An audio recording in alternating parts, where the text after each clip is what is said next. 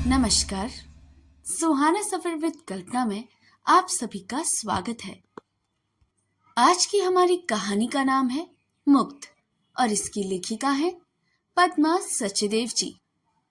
कहानी को शुरू करने से पहले मैं आप सभी से एक रिक्वेस्ट करना चाहती हूँ। अगर आपको कहानी अच्छी लगे तो इसे लाइक, सब्सक्राइब और शेयर करना बिल्कुल ना भूलिएगा। तो चलिए शुरू करते हैं आज की कहानी। 2 कमरों का घर भाई भाई कर रहा था। रसोई के आगे छोटी सी बालकनी में औंधे पड़े बर्तनों की तरह ही संध्या दोनों हाथों में चटाई को भींचकर गुच्छू मुच्छू सी पड़ी थी। उसके हाथों की टूटी कांच की चूड़ियों के टुकड़े जमीन पर लवारिस लाशों की तरह पड़े हुए थे। कलाई पर जमा खून और खरोंचे देखकर उसे अपनी सोने की चूड़ियां फिर से याद आ गई। संध्या ने चटाई को हाथों से भींच लिया। उसकी सिसकियां फूट पड़ी। उसकी आंखों की कोर में ठहरी आंसुओं की बूंदें बह निकली। उसके तार तार हुए कपड़े गुज़िश्ता रात की कहानी कहने लगे। बारिश अब थम चुकी थी। सिर्फ हवा में उसकी खुशबू थी या चिपचिपाते हुए माहौल में मुंडोरों पर ठहरी बूंदे, पत्तों पर विश्राम करते जलकण और कहीं कहीं बच्चे की तरह लुढ़क जाने पर टप से शोर करता जल उसे अचेत अवस्था में मानो फिर सुनाई दिया। उसने अपने होंठ भींचकर चटाई और जोर से पकड़ ली और होठों से हिकारस के साथ लफ्ज फूटे, फिर आया होगा हरामी। आंसू जोर जोर से बहने लगे। नाक के द्वारा पूरी तरह से बंद थे। सिसकियों से उसकी छाती ऊपर नीचे हो रही थी। उसे लगा ठक ठक फिर हुई है। हिम्मत करके उसे चटाई छोड़कर अपनी दुखती बाहें फैलाई। कड़कड़ की आवाज ऐसे हुई जैसे किसी दरख्त की टहनी टूटी हो। दर्द की एक लहर के साथ खरोचों पर बने निशान खींचकर बहने लगे। खून खून, लाल लाल खून। उसे उन कतरों को देखकर कहा, माँ, मैं हार गई हूँ माँ। माँ, मैं अपने बेटे से हार गई हूँ। सुबकते हुए फिर उसने बेमन से कहा, हाँ माँ, वैसे ही जैसे तुम कभी मुझसे हार गई थी। वक्त अपना बदला ले रहा है। जानती हो माँ, उससे क्या लिखा है? संध्या ने अपनी सुबकी को दुपट्टे के आंचल से ढकते हुए कहा, हाँ माँ, हाँ, यही लिखा है उसने। तुम्हारे पप्पू ने यह लिख दिया। माँ सुनोगी? तुम्हारा कलेजा मुंह पे आ जाएगा। उस पर हाथ रखो और सुनो। तुम्हारे पप्पू ने कई कुछ लिखने के बाद यह लिखा है, पापा की आदतें बिगाड़ने में तुम्हारा ही हाथ है माँ। सुन रही हो? कितनी बड़ी बात लिख गया तुम्हारा पप्पू। तुम चाहे ना कहो, पर मुझे याद है इसकी उम्र की थी तो मैंने तुम्हें भी यही कहा था। तब मैं कहाँ जानती थी कि मेरा बच्चा भी कल मुझसे यही कहेगा। अपने वक्त का हर कोई सिकंदर होता है माँ। आने वाले वक्त से बेखबर, जाने वाले बाहर से अनजान, मोड़ मोड़ पर गिरे पहाड़ से अनभिज्ञ। माँ, इसके भरोसे मैंने इसके बाप का हर जुल्म सहा और तुम्हारी शर्म से माँ तुम्हारी शर्म और लिहाज के चुप्पों से मैं वक्त की लहरें पीछे धकेलती रही। मैं जानती थी अगर पप्पू के बापू के जुल्मों का पता तुम्हें लग गया तो तुम बचोगी नहीं। तुम्हारे मरने का मुझे दुख ना होता, पर इस बात का दुख जरूर होता कि तुम वह सब जानकर मेरी हो, जिसे छुपाने के लिए मैं ये दुख बर्दाश्त करती रही। नहीं तो मैं बेटे की माँ थी, 2 वक्त की रोटी कमा लेती, अपना बेटा भी पाल सकने योग्य थी। अस्पताल का क्वार्टर भी मेरे ही नाम है। क्या सिर पर छत और चूल्हे में आग होने के बाद भी आग में जिंदा रहना जरूरी है? तुम्हारे घर का चूल्हा भी तो तुम्हारे ही दम से चलता है माँ। एक गाय पालकर उसका दूध बेचकर तुम आज इतने बड़े तबेले की मालकिन हो गई। बचपन में मैं जब तुम्हें गाय का दूध दुहाते ही थानेदार के घर लोटा लेकर जाती देखती तो तुम पर बड़ा गुस्सा आता था। पेट भर दूध मिलने पर भी मैं वह सारा दूध खुद पी जाना चाहती थी। वह हमारी कपिला गाय का दूध था ना माँ।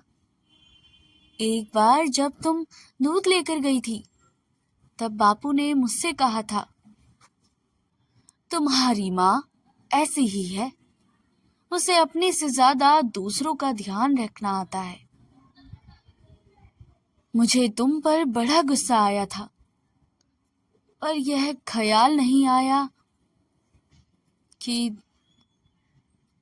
घर में बापू क्यों नहीं आटा लाते, तुम क्यों लाती हो। तब मैं सोचती थी जैसे माँ मुझे खिलाती है वैसे ही बापू को भी खिलाना चाहिए। खिलाने वाली तो माँ ही होती है। और जब बापू तुम्हें घायल करके तुम्हारे पाँव की कड़ियां उतार कर ले गए और तुमने दहाड़ कर कहा था, घर चलाना मर्दों का काम होता है, तब मैं यह ना समझ पाई थी कि घर को कैसे चलाना होता है। पर बापू ने हमेशा यह बात अनसुनी कर दी थी।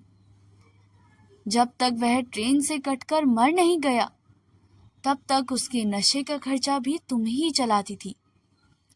वह तुम्हें इतना मारता था, गाली देता था, फिर भी तुम उसे खाना देती थी।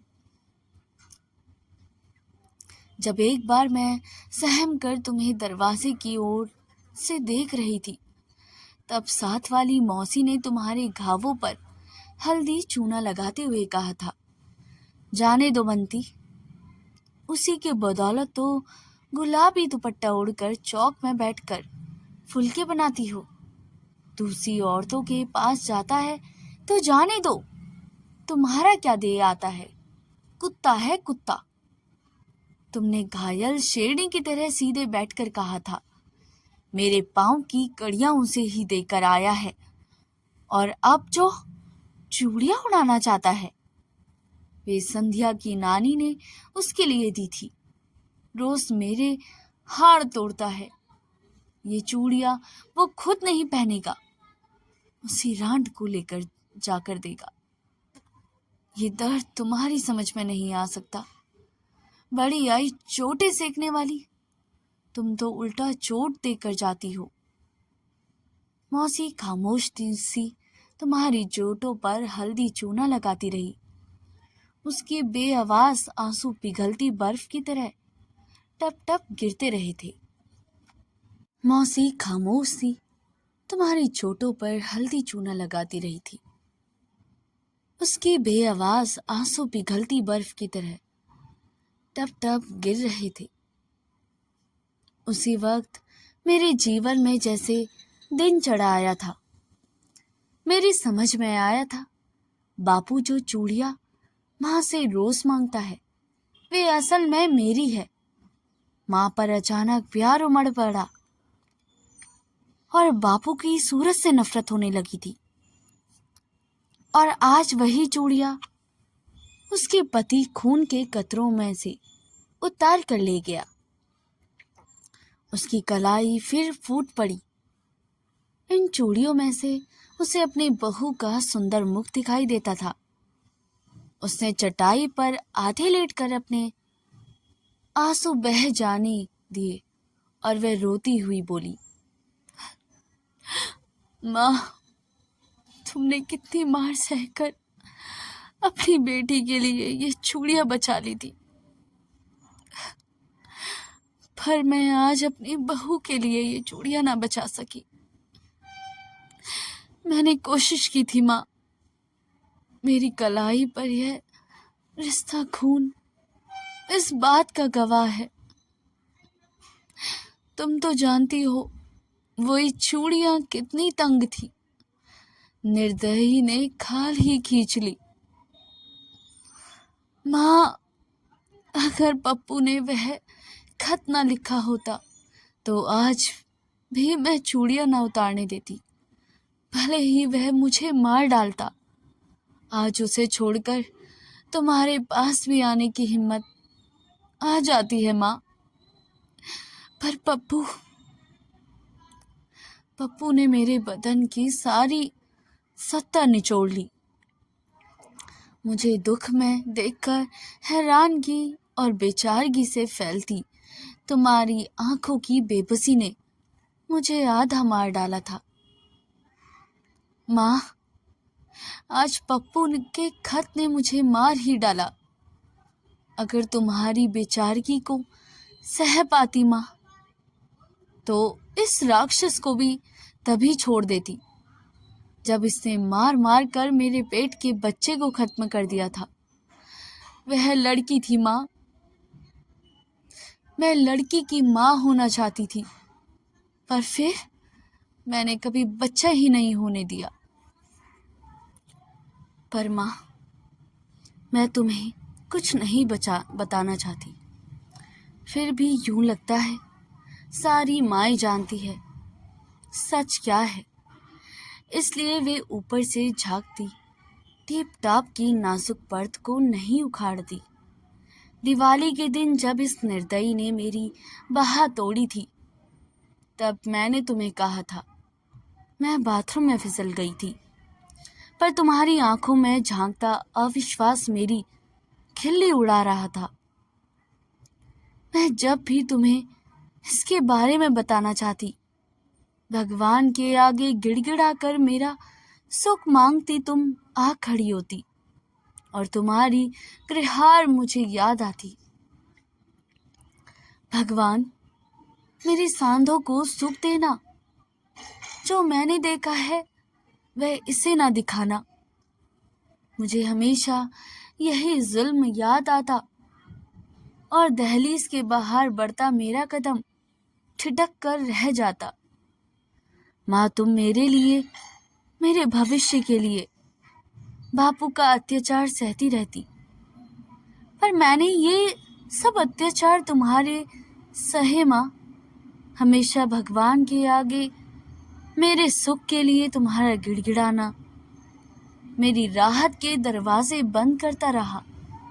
शादी से पहले जब मैं शिफा खाने से देर करके लौटी थी, तब तुम्हारे चेहरे पर फैली घृणा, गुस्से और हिराकत की ताप ने मैं ना ला सकती थी।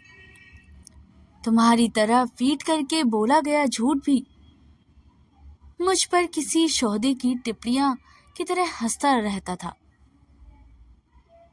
फिर भी एक बार तुमने अपनी सारी घृणा पीकर मुझे समझाने की आखिरी कोशिश की थी। संधो, ये कंपाउंडर अच्छा आदमी नहीं है। अब तुम्हें क्या बताऊं, रब ही तुम्हारा रखवाला है। गुस्से से उबलती मैं कहीं यह भी जानती थी कि औरतें दबे स्वर में रघु की बातें करती हैं, पर रघु ने अपनी आंखों में मोहब्बत की चाशनी भरकर मुझे कहा था, संधू, मैं तो गम गलत करने के लिए कभी कभी 2 घूंट शराब जरूर पीता हूँ, पर किसी औरत की तरफ मैंने आंख उठाकर कभी नहीं देखा। जब तुम्हारी गांव की लड़कियां अबॉर्शन कराने आ जाती हैं, तब मुझे बड़ी दया आती है। अब देखो ना, रहमतो अबॉर्शन ही करवाने आई थी। जब मैंने उसे अबॉर्शन के टेबल पर ले गया तब उससे शोर मचाना शुरू कर दिया कि मैं उसकी इज्जत लूटना चाहता हूँ। अरे कौन सी इज्जत? देखो संतो, कितना झूठ है। अगर मैं सच्चाई बता दूं तो क्या उसे कोई गांव में रहने देगा? नहीं ना। बस यूं समझो कि मुझे तरस आ गया। लोगों के मुंह में बंद नहीं करवा सकता। तब मेरे मन में एक सवाल उठा था, अगर उसे अबॉर्शन नहीं करवाया तो फिर उसे बच्चा क्यों ना हुआ? पर इस तरह की फिजूल सी बातों को मोहब्बत का तूफानी रेला पीछे धकेल देता था। जब संधू गांव में 10वीं पास करने वाली पहली अकेली लड़की थी, तब इसी रघु ने दौरे पर आए डॉक्टर को कहकर इसे नर्स की ट्रेनिंग के लिए भिजवाया था। तब तो तुम भी बहुत खुश थी माँ, पर तुम और मैं दोनों ही यह जानती थी मुझे ट्रेनिंग पर भिजवाकर यह बरसों मास्टर की बेटी को शादी का झांसा देता रहा, और जब उसकी शादी हो गई तब उससे पैसे ऐंठता रहा। यह मुझे खुद मास्टर की बेटी ने बताया था, पर तब मुझे रघु के सिवा कुछ ना दिखाई देता था। पर हाँ, हमारी शादी के बाद रघु ने उसे ब्लैकमेल करना बंद कर दिया था। ब्लैकमेल? तुम नहीं समझोगी माँ। तुम सारी उम्र ब्लैकमेल होती रही। तुम्हें तब समझ ना आया तो अब क्या आएगा? क्या क्या बताऊं माँ, ये सब जिल्लत की कहानियां हैं। तुम नहीं सुनो तो ही अच्छा है। डॉक्टर वर्मा के साथ जब इसने मुझे तोहमत लगाई तो मैंने घृणा और गुस्से के मारे अस्पताल जाना बंद कर दिया था।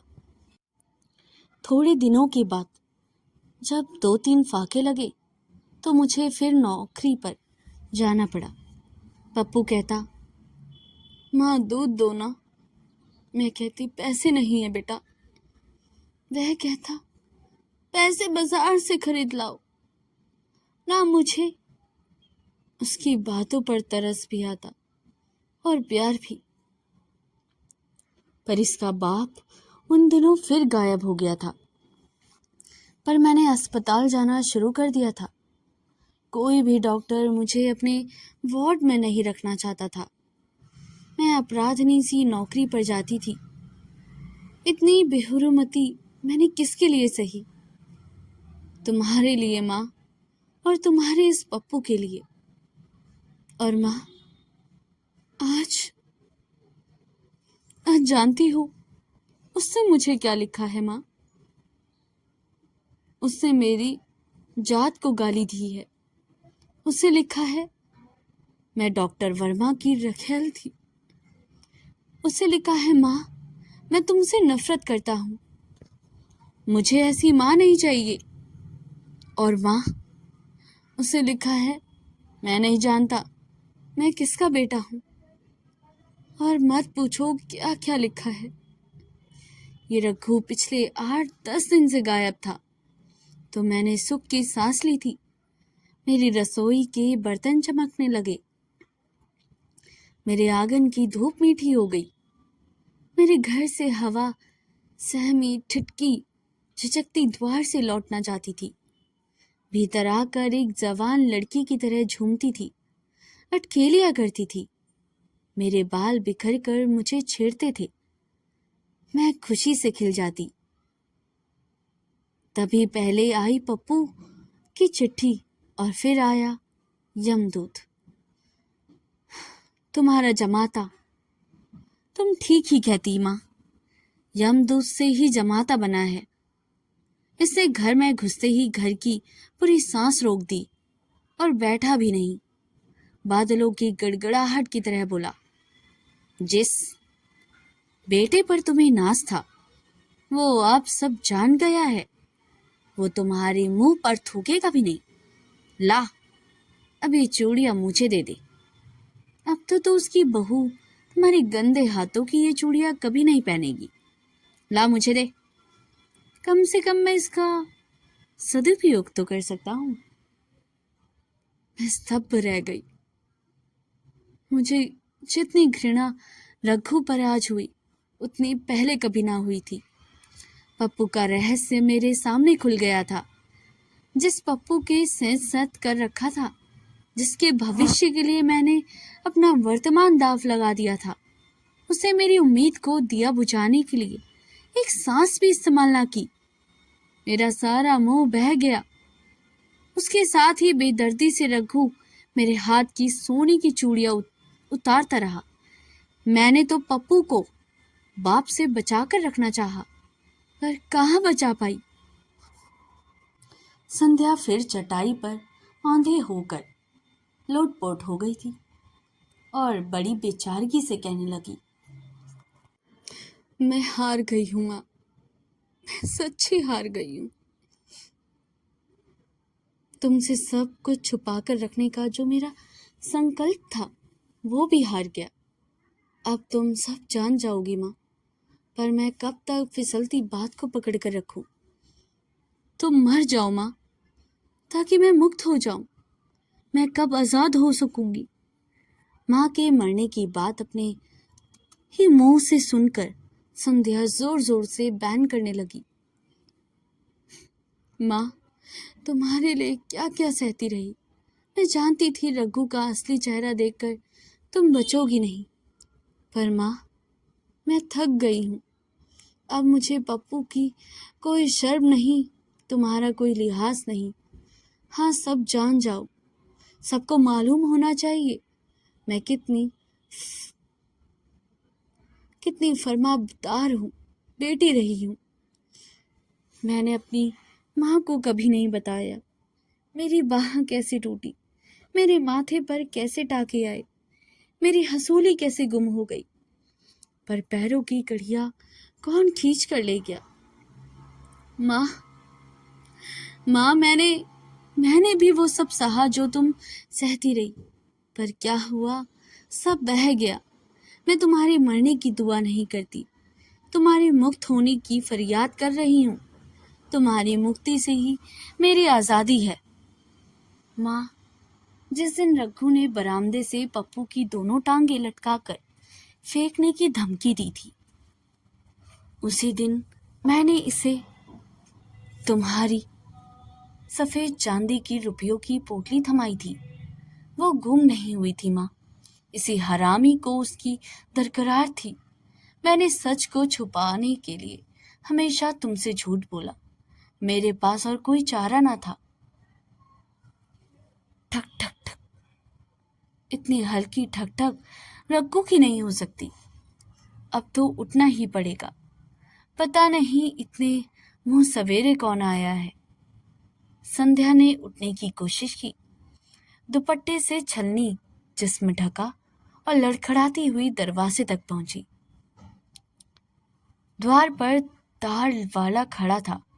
कभी इसकी पत्नी की पहली जचकी पर संध्या ने रात भर जागकर उसकी डिलीवरी करवाई थी। तार वाला भौचक उसे देखता रह गया। उसे डरते डरते कहा, बहन जी, क्या आप बीमार हैं? रात में 2 बार द्वार खटखटाया, किसी ने खोला नहीं। मैंने सोचा आप सोई होंगी, सुबह आऊंगा। तार ले लीजिए। संध्या के हाथ कांपने लगे कि तार कहीं माँ का तो नहीं। उसके मन में कुछ खुड़का। उसने कहा, माँ, तुम मरना नहीं। नहीं माँ, मैं तुम्हें सब बताऊंगी माँ, तुम मरना नहीं। मुझे तुमसे बल मिलता है माँ। उससे सोचकर डरते डरते तार खोली और दीवार से घिसटती घिसटती चौखट पर बेहोश हो गई। तो दोस्तों, यह कहानी यहीं पर समाप्त होती है। अगर आपको हमारी कहानी अच्छी लगी हो तो इसे लाइक, सब्सक्राइब और शेयर करना बिल्कुल ना भूलिएगा। और इस कहानी को ज़्यादा से ज़्यादा अपने दोस्तों, मित्रों और परिवारजनों के साथ शेयर करना बिल्कुल ना भूलिएगा। मिलते हैं ऐसी ही कहानियों पर। तब तक के लिए धन्यवाद।